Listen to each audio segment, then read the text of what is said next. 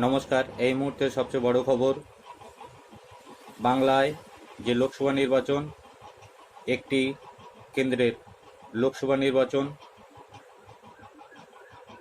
পিছিয়ে দেওয়ার জন্য বলল কলকাতা হাইকোর্টের প্রধান বিচারপতি।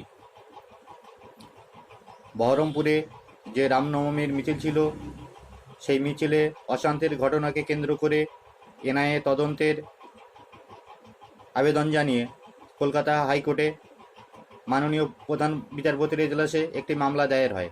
সেই মামলার পরিপ্রেক্ষিতে মাননীয় প্রধান বিচারপতির পর্যবেক্ষণ, যেখানে 8 ঘন্টার জন্য মানুষ সুরক্ষিত নয়, সেখানে নির্বাচন হবে কি করে।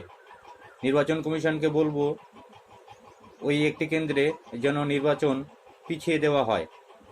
এর পরবর্তী শুনানি, এই মামলার পরবর্তী শুনানি আগামী 26শে এপ্রিল।